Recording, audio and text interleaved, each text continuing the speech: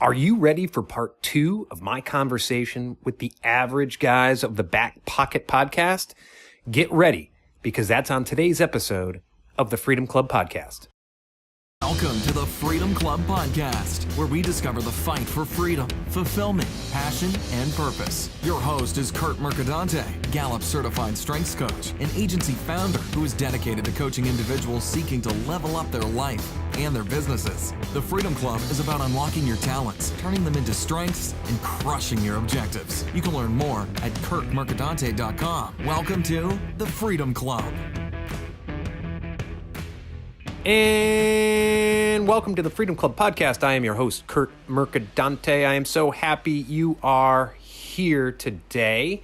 And if you haven't already done so, whether this is your 61st time listening or your first time listening, I would appreciate it if you like this podcast. If you go wherever you are listening to this podcast and leave us a positive rating and or review. Those ratings and reviews are like currency to us and allow us to reach an even bigger audience across the globe. And please don't be shy about sharing the podcast with your friends, family, colleagues, anyone you think would benefit from our message of freedom and fulfillment. And last week, I brought you part 1 of my discussion with Andrew Inserra and Declan Brown, hosts of the Back Pocket Podcast. If you're not listening to that, please subscribe to their podcast. It's incredible. And it was a long discussion, so I broke it up into 2 parts.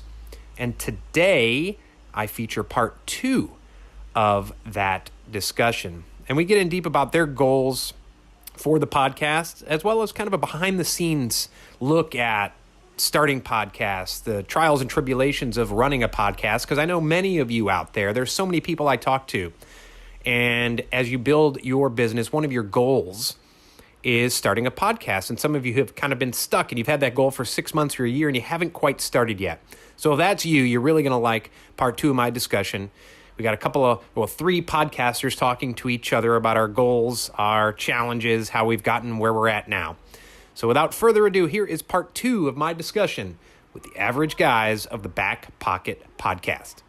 So what is your goal with the podcast? Like, in a year from now, it's full time. You guys are getting, making millions doing the podcast. What's your goal?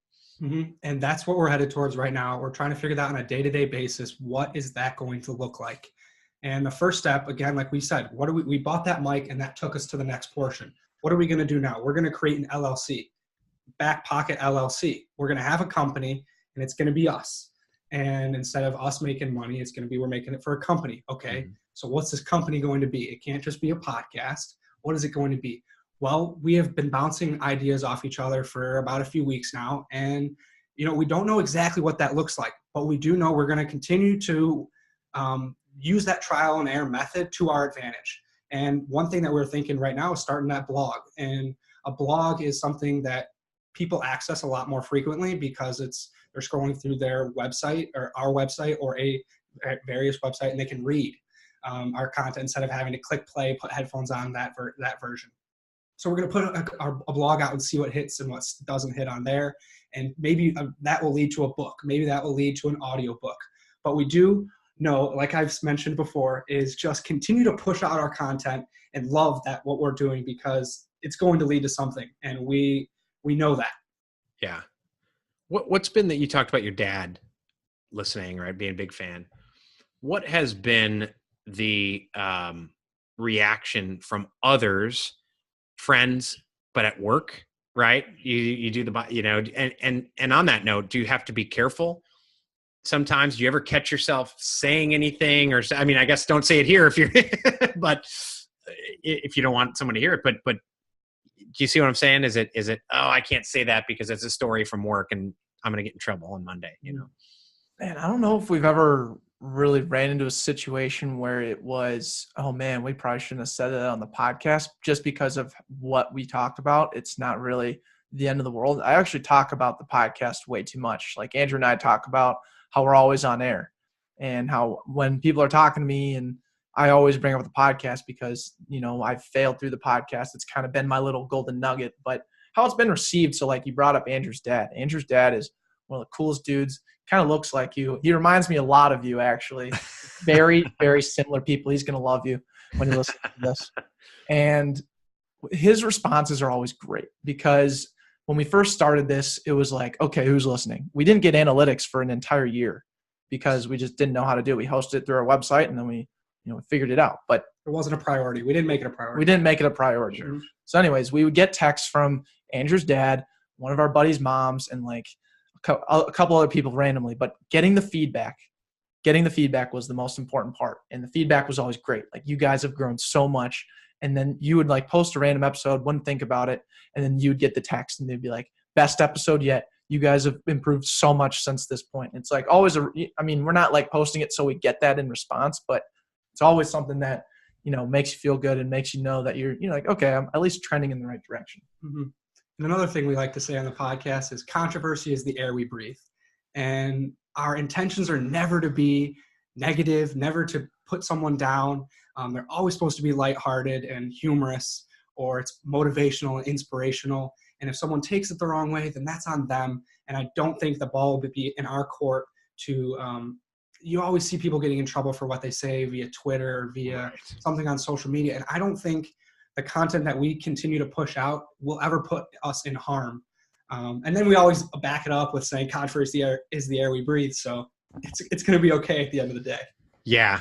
Yeah. I got, when I felt it coming for months, and I'm like, I think there's some F-bombs coming in some of my content, and the first time it happened, I was like, oh, all right, I'm putting this up there. And, it's like my mom didn't like it. Why does he, but she didn't tell me, of course, she told my wife, why does he have to swear like that? Why does he have to, and then I'll drop it in some of my blog posts on LinkedIn too. And I'll get comments. And it's so funny because they'll comment. You talk about controversy is the air we breathe, they'll come on and they'll comment, I'm sorry, I don't read or watch content with profanity. Thank you. And I'm like, so I'll comment back. Well, thank you for commenting, because now your entire group of friends will now see my article. And like, why did you comment? I don't think people understand when they comment, they're actually giving me greater reach. So, the controversy is good. And I don't have to worry about like any other thing. So I just, I drop them all the time, F-bombs and whatever else. Is kind of funny. I had a quick question for you, Curt. Yeah. Because you said, if I remember correctly, you were in politics at some point in your life? Yeah, for most of my life. Yeah. Most of my adult life. Okay. So how was it? I mean, I've never really talked with anybody that's in politics or you're really on the forefront of, pushing coaching and being there for people. And like, what's the difference between or how do you leverage maybe your politics background into coaching, or what's a major difference? What should people know about that? Because we're not politics guys by any means. So I'm just really curious on that. Yeah, no, thanks for asking. So when I was in high school, I had a lot of great teachers, but this one, Mr. Knoll, right? And he would come in and he was like the Robin Williams from not Good Will Hunting. Stand on the desk. Yeah, okay, yeah. He would stand on the desk and he would really get us into it. And we would, during the election season, we'd get to volunteer. And I was like, okay. And so I started volunteering back in high school for like campaigns, and he got me into it. And I was like, you know what? I always had this feeling since I was younger. My siblings were all much older, so I was kind of raised as an only child. And so I had to play by myself, and I got really into superhero stuff. And so I always had this feeling, I'm going to save the world someday. I'm going to save the world. My parents probably told me that too, right? And my dad did he worked for and some of this we didn't find out till after he passed away, but worked on the space program in like the 60s, the Mercury Mariner mission and stuff like that. He worked for defense contractors. So he's kind of like Tony Stark, so I was like, all right, I'm going to save the world. So in high school, I was like, all right, politics is the way to do it. I'm going to save the world through politics. I got into it. I knew what I wanted to do. I went to University of Iowa, and I was like, okay, I got involved in stuff there. And so worked in politics. And over time, I worked on Capitol Hill. I got so jaded by the whole thing. And I realized that politics isn't about saving the world. It's about saving politicians. And And so it really grated on me. And you would also become so addicted to the news and so angry and so whatever. And I think it's wonderful when people have a cause and they want to make things better. And there's a lot of people out there who are true believers in certain things and they feel like they're doing better. So I don't want to shit on them at all, right? But I also feel like I did my time, and like a year ago I stopped watching the news, completely watching the news, and it has completely, perhaps more than anything else, has changed my mindset. I'm more optimistic. I don't find myself getting angry all the time. I have people who will text me and ask me questions. What's going on with this? And what's going on with that? And they're so worked up and so worked up. And I'm like, I have no idea. I mean, I generally know the topic area, but I put things in two categories: things I can control and things I can't control. And I'm not going to control that. And I tried to control it for 20 years and I did my part.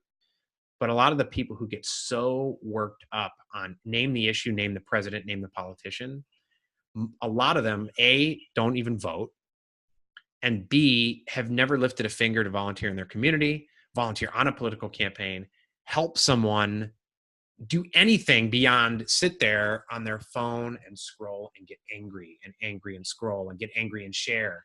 And I call it the bot society, where now there's people on Facebook who will, and I know them and I know their real story, and they're like complete messes. But every day, 5 times a day, there's a motivational meme or motivational GIF. And it's like they're giving everyone this motivational speech and they're completely a mess. And it's almost as if like, you don't have to work out anymore. You could just share something. You could like something. You don't have to go to church anymore. You could share a pastor's thing and you've done your part. You know, I don't even have to go volunteer for anything anymore. I can just write an angry comment or repost someone else's comment. And so that's kind of my long answer on how I feel about politics now. Do I have some core beliefs and principles? Yeah, I do. But, we're going to have good presidents. We're going to have bad presidents. It's going to switch every 4 years or every 8 years. And it's going to happen, And so what I decided was that I'm going to help people the best way I know how, which is one person at a time.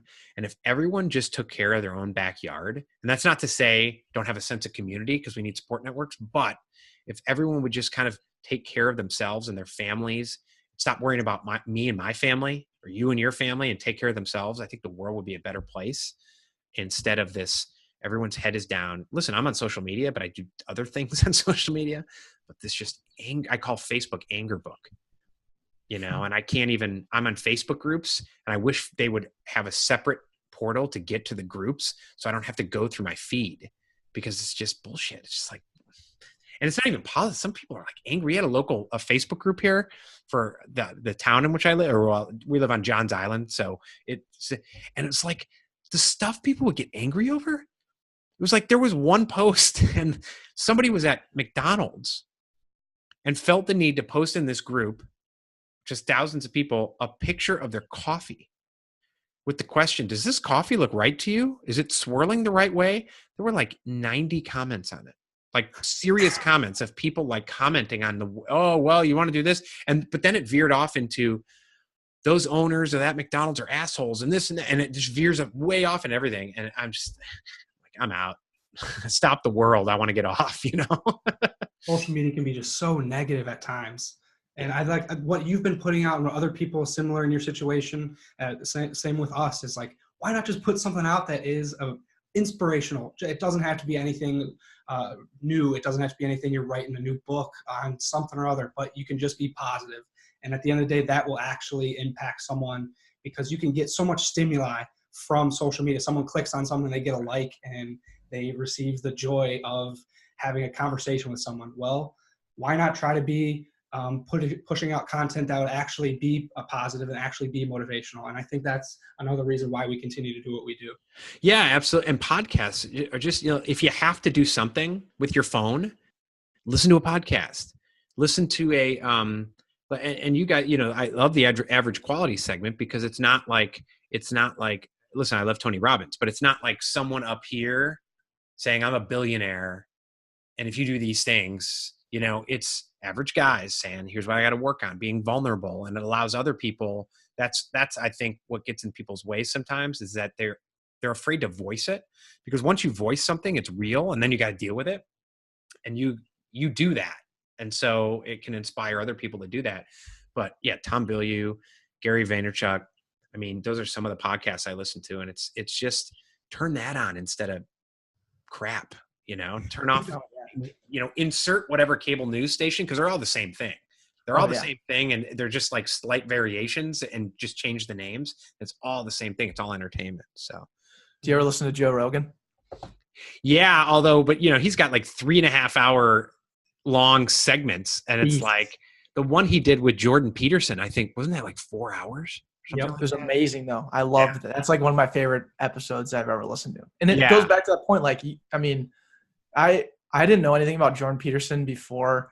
A background, I like Googled him one time, and never Googles like a politician, because just you'll never get good information. But I was just like, wow, who is this guy? This guy lives controversy as the air he breathed. I saw like horrible things written about him. And then one of my buddies, or one of our roommates, is really into him. So I watched the podcast with Joe Rogan, and he talks about long form conversation and how he's just very articulate and loves to just get that message across. But the one thing that I just loved was just the conversation, how you can get the truth out of anyone if you sit down with them for, an hour. It doesn't have to be the Joe Rogan 3.5 to 4 hours, but he chooses to do that. That's whatever he wants to do. Yeah. But it's amazing. I think it's so important to know, or just to have conversation. People always crave human conversation. I can guarantee that. But if you can just push that truth across about that person in a positive light, you can't go wrong with that. And it's just fun. You learn a ton and it helps yourself out. Yeah. And you've brought up learning and listening a lot today, but also on there's been a theme on some of your recent shows. And when I coach people, one of the things I do is I just let them talk. And at first they'll be like, I'm a Gallup strengths coach. And so we take the StrengthsFinder assessment, and they get their talent themes. And these are the things that come naturally to them, right? And so every once in a while, they'll be like, that one there, I'm definitely not that. And I'll just ask the question, okay, why do you think that? And I just let them talk. You talk about, if you let them talk, the truth will come out. And after 20 minutes, I'm like, well, that's very interesting. You just completely 100% describe the talent that you said you're not. So it's just and people say things they don't realize they're saying, right? So what do you, in terms of active listening, learning, why do you guys think that is, it's obvious that you guys think it's very important to your own personal development. Why do you think that's so important overall? Overall, what we originally got this innate ability to just strive for more listening was through asking professors to come on our show and record a 45-minute interview with us. It ends up being a conversation rather than an interview. But with that, we learned so much of taking a semester-long class, but really in 45 minutes, and getting really personal with professor, not having to pay for it. I mean, it's like we should have been doing this the whole time and not going to college. Right. But it was there's something to be said for that. Yes.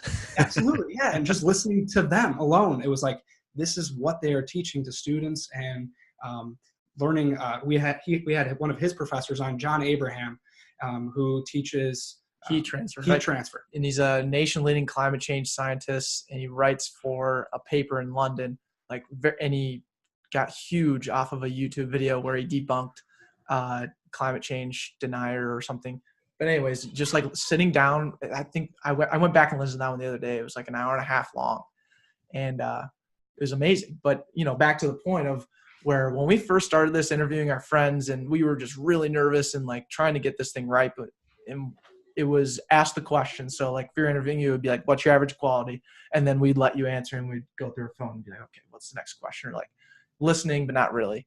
And so then I forget when we started doing this, or we identified it, and then we were just like, all right, we know what question we're starting with. We have a list of questions in our mind and where we want to take the interview. But let's just listen, and then let's ask questions based on what they're saying. And we haven't stopped. And I think that is one of the biggest things, is where just listen and ask the questions, and the content will come. Yeah. And that's one of the you can tell a difference in some podcasts where it's almost like I don't even know if they were talking to each other. Like, I feel like they just recorded it later and they sent them in, which I've heard of some podcasts actually do. So yeah. It's been really fun. And getting back to that John Abraham, it was just one of those, is a perfect example. I would have never taken heat transfer as a business major, but I got to spend 45 minutes with a professor who ended up being a leading expert in climate change. And my world got rocked. And I was like, this is the coolest thing. And now I can reach out to anybody in the world. I have access to anybody. Everyone has access to anyone. And I can have a conversation with them, and I can record it, and then I can provide it to more people. How cool is that? I've fallen in love with this podcast industry through that. And I'm so excited to where it will head. You asked us where we want to take this. We don't really know, but we do know we just love having these conversations. And this is the first time we've been interviewed on a podcast, and I'm having a blast. And I'm so thankful you reached out to us. Yeah, no, absolutely. Yeah. Watching you guys, following you guys, it's been great. And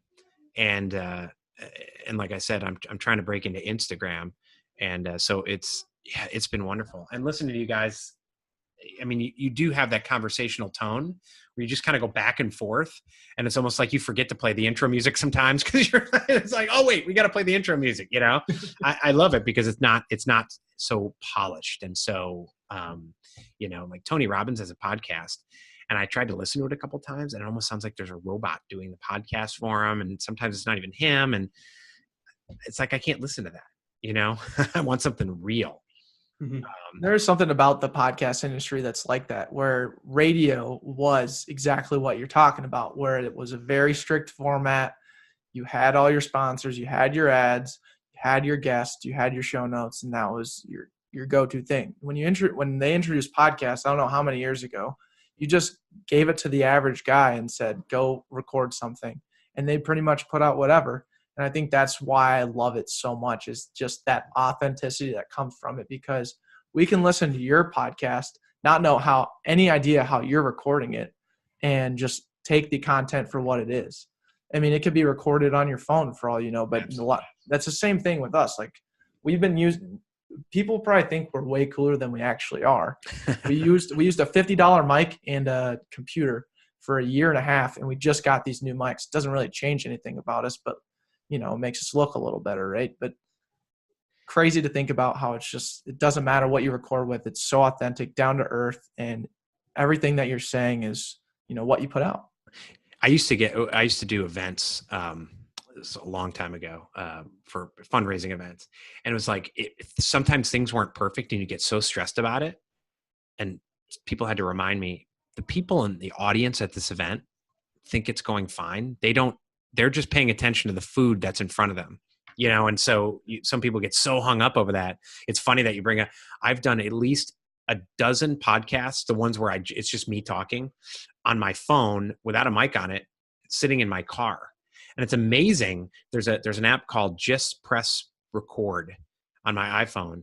And if you sit there in the car and you hold it here, it sounds like you're in like a multi-million-dollar studio. It's amazing.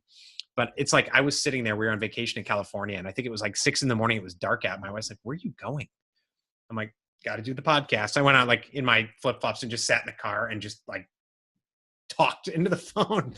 People don't know, like you said, they think you're way cooler than you are. So, what we got to champion your wife real quick, because I can only imagine how many times you tell her like, oh, got to go record the podcast, or any of those kind of things where you're always spending time on the podcast. She obviously know it's making you better and you're having a freaking blast with it, so she's going to support you. But shout out to your wife. No, I agree. And my kids right now, my internet. So my office is upstairs, and my internet, for whatever reason, the Ethernet up there has been going on the fritz. So for like the past 2 days, I'm actually down we homeschool our kids. So I'm down in the schoolroom so I can hear them like whispering in the background and everything. But we actually, today, Avengers Infinity War came out on Blu-ray and iTunes yesterday. So we promised them today. So I was like, you guys, I got a podcast. So we watched it. Like, we started at like 3:30. It ended like 10 minutes before we had to come on here. I'm like, all right, everyone go down. We got to record the podcast. So that's awesome. What was the question before I interrupted? I apologize. I don't know that I was asking a question. I don't think I had a question at that point, but the question I do have is 3 tips that you guys have for budding podcasters. Yeah. So when you first sent us that, I was like, what does he mean by budding podcasters? But I think what we took it as is how can they help kickstart where they want to take it. Exactly. Right. Yeah. Yep.